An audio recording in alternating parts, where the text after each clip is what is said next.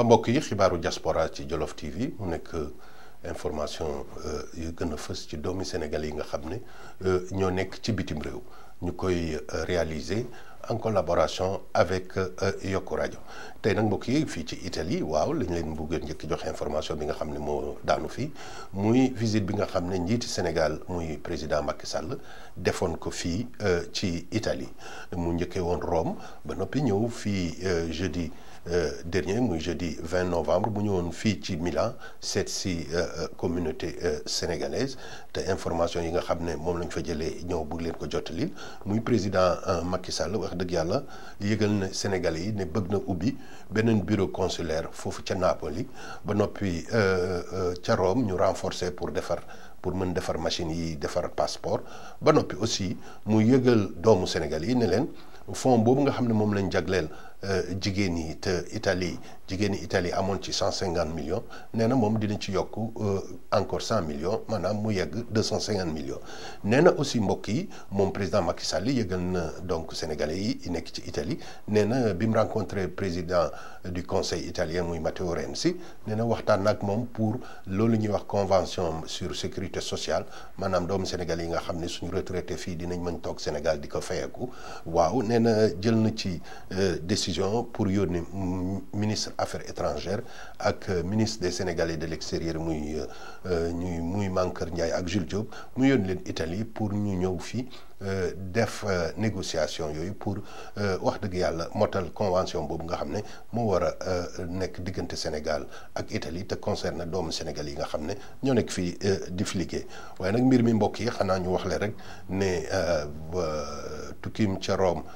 ça c'est organisation bi jaaroon na yoon waaye nag ci Milan wax dëgg yàlla ñu bëri nag métitlu nañ désordre ak mal organisation ba nga xam ne moo fa nekkoon te mbir mi sax dafa mujj nekk mel ni wax dëgg yàlla mbirum parti politique APR maanaam mbirum meeting politique APR la mujjoon gën a nuru ñun demoon nañ fa mbokk yi mais nag dañoo décider sax fii ci Jolof TV ne jarul sax ñuy diffuser image yooyu parce que wax dëgg yàlla à part information yu ma ji suñu intérêt yeneen intérêt yi pour diffuser image yooyu waaw ci noonu tamit la fédération bi nga xam ne moo jiite dajale association sénégalaise yi nekk ci nord Italie ñoom seen président bi muy nee na consul général bu Milan da ko bindoon pour wax ko mu ñëw fekkee mbir bi ba noppi présenté mémorandum moom mu fekkoon ko Sénégal mu bàyyi ay soxlaam ñëw waaye keroog wax dëgg yàlla jotuñ ko sax faale ci noonu nag lañ mer ñoom waa FAJNI ba noppi def benn lettre ouverte boo xam ne bu dur la bañ ciy demander le départ du consul bu bees bi nga xam ne moom lay nommé muy Roxé Batoré ñoom ñuy demander le départ parce que nee nañ luy yëngu ca ñag ba la jëm ndaxte gis nañ ne yeneen poste yoo xam ne ci consulat bi nee na ñu ngi ko bëgg a jox ay membre APR te loolu day tax consulat bi nekk wax dëgg yàlla permanence yi APR ci gàttal daal noonu lañ ko waxee muy mbir mu doy waar mbokk yi xanaa rek ñu wax ne wax dëgg yàlla ñun immigré yi suñu problème gouvernement du Sénégal wax dëgg yàlla waru koo yemale rek ci parti politique waaye nag war na jéem a xool doomu Sénégal yi surtout nag su yàlla defee moom mu nekk président de tous les Sénégalais waaw loolu mbokk yi donc lañ leen bëggoon indil ci gàttal ci voyage président Macky Sall bi fii ci Milan di leen dellu nag beneen information mbokk yi xanaa ñu dem ba Sénégal rek waaw Sénégal nag moom mbokk yi li ma leen di jottali tey mooy émission boobu diaspora te suñu jigéen Kebs Thiam di ko organisé sur TFM waaw xam nga day invité ay nit la fa xewoon nag bi ci émission bu mujj bi muy le 24 novembre muy mbir mu doy waar mbokk yi parce que ki nga xam ne moom la Kebs invité woon mu tudd Malick Diagne moom nee na immigré la te mu nga nekkoon Brésil ak Argentine dëgg yàlla mbir bi nag li ci doy waar mbokk yi mooy ci biir émission bi benn téléspectateur oote ne ko li ngay wax yëpp du dëgg te yow yaa ngi yoreel ay nit ñu bëri ñu xaalis ñu ngi lay wër kon nag bàyyi li soo demee ci télé yi di ci wax lu taxawul mbir mi nag mbokk yi doy waar parce que moom Kebs Thiam boobu dafa mujj sax arrêté émission bi ba noppi nag mbir mu doy waar la parce que nag ñàkkul ne moom Malick Diagne moom juum na waaw parce que télé moom ku fay dem da ngay wax lu wóor waaw surtout nag àddina bi yëpp di la seetaan ñaareelu mbir bi nga xam ne moo doy waar moo di ne moom Kebs Thiam yoobu boobu muy suñ jigéen wax dëgg yàlla ñu koy ñaan aussi wax dëgg yàlla nekkul ne rek immigré bu jóg rek nga invité ci sa émission war na wax dëgg yàlla balaa mu lay invité mu au moins am ay information wala ay documents yu leer ci ki muy invité parce que loolu wax dëgg yàlla day indi day ñàkk crédibilité télé bi wax na ko sax moom mais aussi day indi problème ci biir immigré parce que nit toog ci télé nit oo la naan la li ngay wax dara du ci dëgg mu nekkoo fenn ba noppi da nga yoreel ay nit xaalis loolu wax dëgg yàlla foog naa ne war nañ ko bañ di ko wax ci télé bi mbir bi nag li ci gën a métti mooy moom Kebs Thiam boobu dafa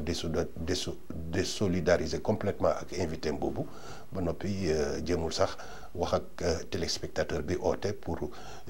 évaluer sources yooyu mais dafa tëb rek wax dëgg yàlla xuloog waa ji ba noppi arrêté émission bi muy mbir mu doy waar waaw mbokk yi xanaa ñu dem ba États-Unis nag moom la fa xew mbokk yi xam ngeen wax dëgg yàlla nouveauté bu bees bi mooy président Obama nee na wax dëgg yàlla dina may kayit lu toll ci 5 millions étrangers yu fa nekk di fàttali rek nag États-Unis ñu ngi xayma étrangers ya fa nekk te amuñ kayit ci 11 millions de personnes xanaa ñuy ñaan rek suñu mbokk sénégalais ya fa yàgg wax dëgg yàlla parce que États-Unis moom mayum kayit moom mel ni Europe dafay xaw yéex waaye nag suñu mayee kër yi quantité bu ma bëri la ñuy mayee xanaa ñu ñaan rek suñu mbokk sénégalais ya fa nekk yàlla boole leen ci waaw ñu ne condition yooyu nag il faut nga prouver ne yaa ngi fa depuis 5 ans te nga am doom joo xam ne foofu la juddoo te mu nekk citoyen américain nee nañ aussi bépp mineur boo xam ne am nga moins de 16 ans da nga bokk ci mbir moomu wax dëgg yàlla mu nekk xewteel donc ñu ñaar rek na xewteel boobu doomi sénégalais yi nga xam ne ñu ngi nekk ci États-Unis ñu bokk ci waaw toujours nag ci États-Unis la ñuy wax waaw parce que foofu ci dëkk bi ñuy wax Kentucky wax dëgg yàlla suñ benn mbokk sénégalais bu ñuy wax Pape Thiam nekk chauffeur de taxi moom de wax dëgg yàlla da doon liggéey ay xale américain boom ko jam ko bal dëgg yàlla mu gaañu mbir mu métti la parce que nag Pape Thiam moomu ñu ne mu nga dëkk Dakar ca Point E te jabaram mu nga Londres waaw ba sénégalais yi nga xam ne sax association sénégalais ak communauté sénégalaise ba nekk foofu defoon nañ benn manifestation pour wane boom yi ñuy boom taximaan yi ak doomu sénégalais yi na nag waaw mbir mi mbokk yi information bi TFM moo ko joxe donc muy mbir mu métti toujours xam nga doomu sénégalais moom fu mu gaañoo rek wax dëgg yàlla day métti sénégalais yi waaw te ci loolu tamit la ñuy dellu ba Guinée foofu ci Guinée labbe tamit beneen sénégalais bu ñuy wax Mohamed Kane moom it bërki démb dañoo fekk kooram ci marigot bi muy flotté waaw mais nag ba léegi mënuñ xam loolu gaañu boobu lan moo indi loolu ndax dafa lapp wala dañ ko boom sànni ko ca dex ba wax dëgg yàlla muy mbir mu doy waar di fàttali rek nag wax dëgg yàlla pays africains yi parfois day am crime yu ñu def Sénégalais yi comme bi xewoon Côte d'Ivoire te benn solution ak benn résultat ci enquête yi duñ ko am muy mbir mu doy waar mbokk yi xanaa ñu dellu ñu ñëw Belgique nag xam ngeen ne association sénégalaise ba fa nekk te mu tudd Sénébel ñuy xayma doomu sénégalais yi nekk ci Belgique mën nañ 6000 sénégalais ñoom nag dañoo jóg wax dëgg yàlla ci semaine bi def manifestation pour contre durcissement la yi nga xam ne moo nekk ci mbirum immigration foofu ci Belgique ñuy fàttali rek ne durcissement boobu mu ngi concerné surtout nag regroupement familial waaw nee nañ autorité belge dañoo bëgg a durcir loi bi nga xam ne moo yore mbirum regroupement familial muy immigré ba fa nekk régulier bëgg a indi famille am loolu ñoom dañ ko durcir waaw beneen mbir bi nga xam ne moo fa am moo di ne aussi mbirum nationalité nga xam ne Belgique normalement ku fa dëkk 5 ans war ngaa mën demander nationalité ñoom it loolu wax dëgg yàlla nee nañ dañ koy dàkk pour yokk âge bi waaw loolu yëpp moo tax mbokk yi association sénégalaise boobu nag def benn manifestation ba noppi def ay formation pour loolu mu caytu ko ba noppi jooytu ko di fàttali rek nag ñoom ñu ngi ne en 2013 génne nañ ci Belgique delloo Sénégal 50 doomu sénégalais yoo xam ne ñoo fa nekk waaw mbokk yi xanaa ñu jeexalee donc ci dernière information bi muy di leen yëgal ne dëgg yàlla Yokk Rajo muy première application boo xam ne moo concerné immigration sénégalaise ci l'extérieur moo génne donc application bi day may